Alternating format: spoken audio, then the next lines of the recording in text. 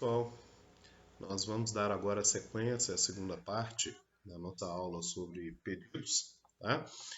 E vamos tratar aqui sobre a acumulação dos pedidos, porque eles possuem alguns requisitos que devem ser observados para o seu preenchimento. Ok?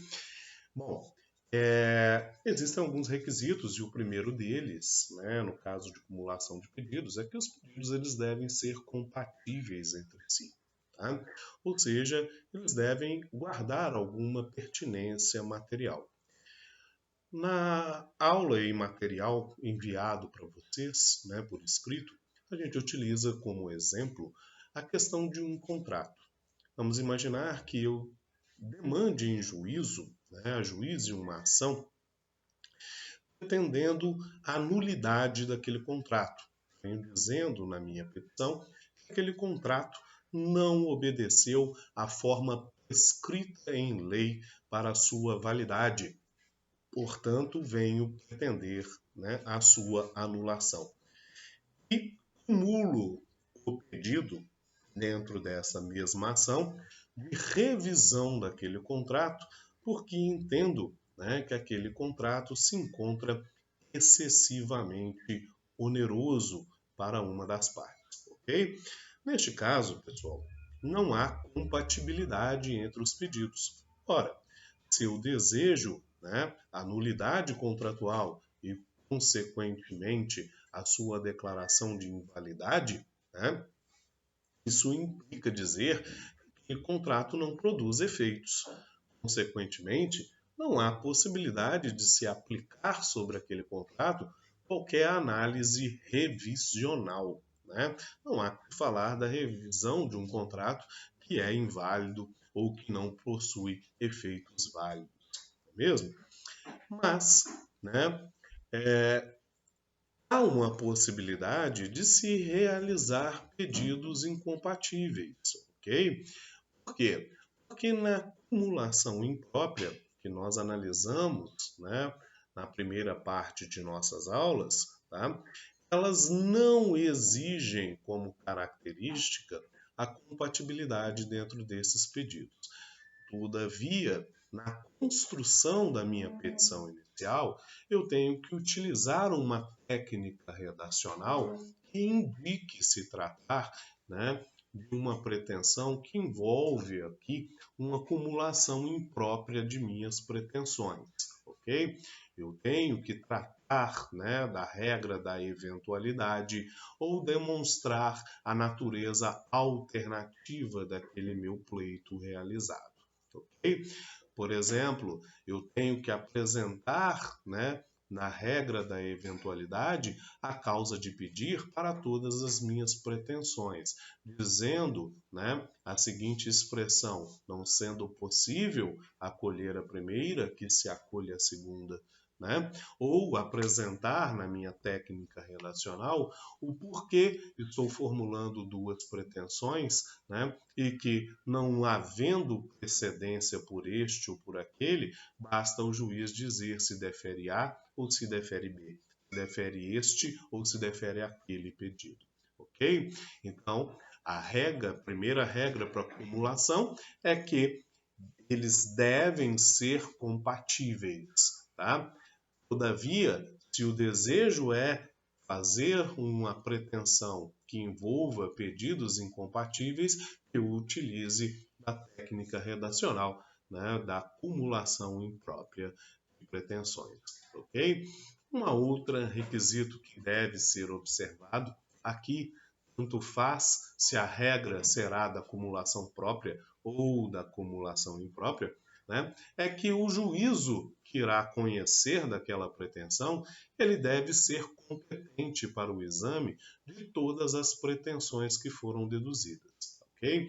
Isso se dá muito nos casos, por exemplo, em que litigo uma demanda com vários litisconsortes, no polo passivo, por exemplo. Tá? Indico lá no polo passivo vários litisconsortes.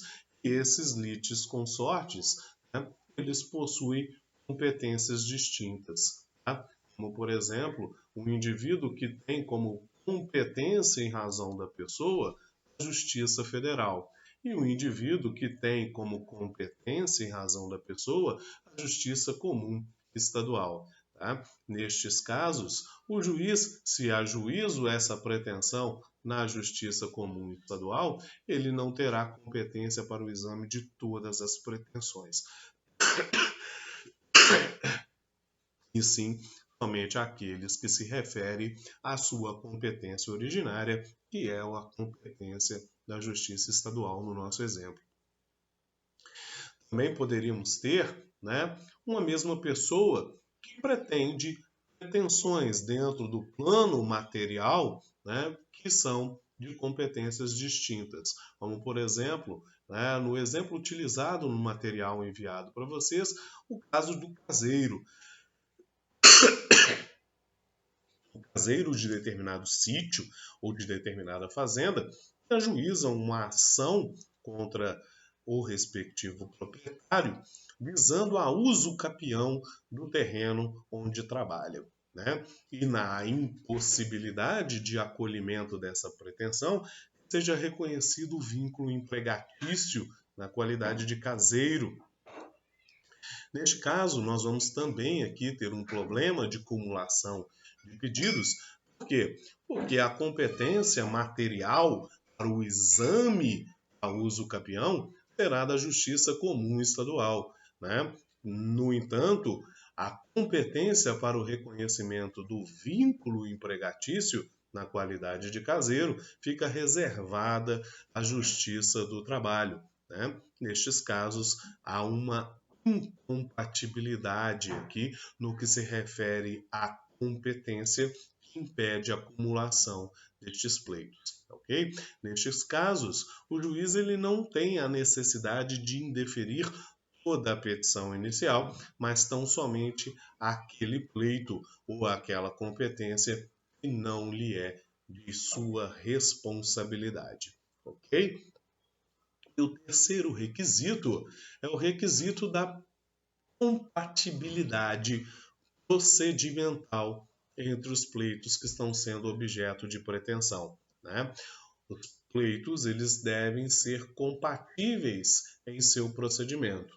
No processo civil, nós temos dois procedimentos: o procedimento comum, né, que vai gerir a grande vala, a grande maioria de pretensões, e os procedimentos especiais, que são alguns procedimentos previstos para a lei para tratar de determinadas ações que exigem uma qualificação especial, exigem uma atenção, né, exigem um procedimento adaptado à sua própria natureza. Okay? Pode ser, todavia, que em uma determinada ação eu venha, né, solicitar a acumulação de pedidos que vão ter procedimentos distintos.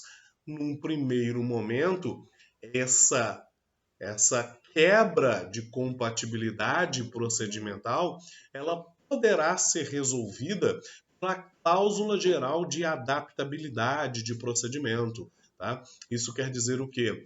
Quer dizer que eu, o autor, vou renunciar a toda aquela qualidade especial que a lei me dá para tratar sobre aquele assunto no procedimento especial e vou analisar todos os pleitos que foram formulados pelo procedimento comum. Né? Ou então, tá? Nestes casos, a lei me confere a prerrogativa de estabelecer essa renúncia adotando o procedimento comum. Há, todavia, né, procedimentos especiais que são criados ali, né, em razão a atender determinados interesses públicos, e normalmente esses interesses públicos envolvem também direitos indisponíveis.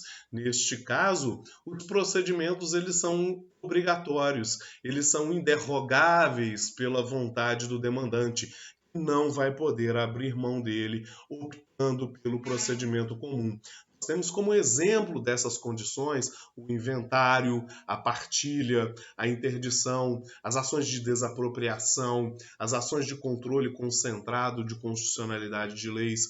Todos estes são exemplos de procedimentos especiais que não admitem derrogação pela parte interessada.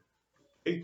Agora nós vamos falar um pouco sobre o aditamento e a emenda da petição inicial. Primeiramente, gente, precisamos de distinguir que aditamento e emenda não são sinônimos, são objetos distintos. Tá? A petição inicial, uma vez proposta, ela pode ser alterada. Tá? Uma vez proposta a petição inicial, ela pode vir ser objeto de alteração. Esta alteração da petição inicial, ela pode se dar pelo aditamento da petição inicial, que significa dizer eu vou ali alterar, modificar o meu pedido ou a minha causa de pedir, né? Eu vou promover ali um alargamento da minha demanda, uma ampliação da minha demanda, com a modificação do pedido ou da minha causa de pedir, tá? E a emenda da petição inicial, a seu turno, tá?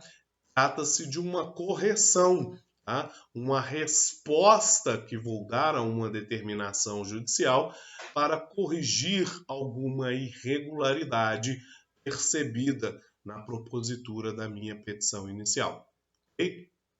O aditamento da petição inicial, ele pode ser realizado pelo autor, independentemente da vontade do réu, tá? Até a respectiva citação. Né? Até o ato de citação, posso livremente alterar a minha petição inicial. Tá? No entanto, citado, tá? Eu só posso alterar na perspectiva de aditar a minha petição inicial até a fase de saneamento do processo. E ainda assim, somente se o réu consentir com esse aditamento, né, assegurando para ele, após o aditamento da minha petição, o prazo de 15 dias para que ele possa ali completar as suas razões de contestação, né, falando sobre o aditamento que foi realizado. A emenda da petição inicial, então, ela atende a outro propósito, ela se destina a uma outra realidade distante do aditamento, que é a correção da petição inicial em razão de algum defeito, alguma irregularidade que ela possua. O juiz, sempre que constatar que a petição inicial ela não preenche os requisitos do artigo 319 e 320 do CPC, né? Antes de indeferir esta petição inicial, tá?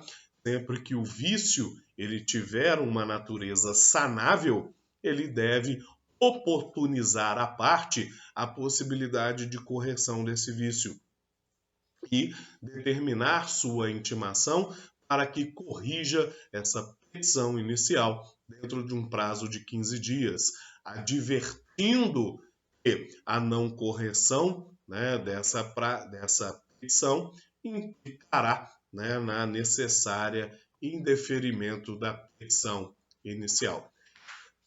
O artigo 321 que traz para nós, né, o elemento, a fundamentação para o requisito de emenda da petição inicial, diz também que o juiz ele deve indicar com precisão aquilo que deve ser corrigido, aquilo que deve ser completado, né? Porque às vezes, senhores, às vezes o juiz ele determina que a emenda da petição inicial seja feita, tá? Mas você, na leitura da sua petição inicial, entende, tá, que a sua petição preenche todos os requisitos do artigo 319. Sendo assim, não dá para tentar adivinhar, né, qual é o requisito que o juiz entende não haver sido cumprido naquela petição, né, razão pela qual o artigo 321 ele deixa claro que o juiz ele deve indicar com precisão aquilo que ele entende que deva ser corrigido na petição inicial. ok? Então, essa é a redação do artigo 321. Vale a pena fazer a leitura ali dessa condição. Indeferimento da petição inicial. Percebam que o próprio artigo 321, lá no seu parágrafo único, apresenta que se a emenda da petição inicial não for realizada, se ela não for satisfeita, é uma consequência o indeferimento da petição inicial. Okay? Senhores, o indeferimento da petição inicial é uma espécie de decisão do juiz neste. Repare que eu utilizo o termo é uma espécie de decisão. Não disse que o indeferimento da petição inicial é uma sentença. Tá? Exatamente por quê? Porque pode ser que ele seja uma decisão interlocutória, pode ser que ele ostente, a natureza de sentença. Vamos ver como se dá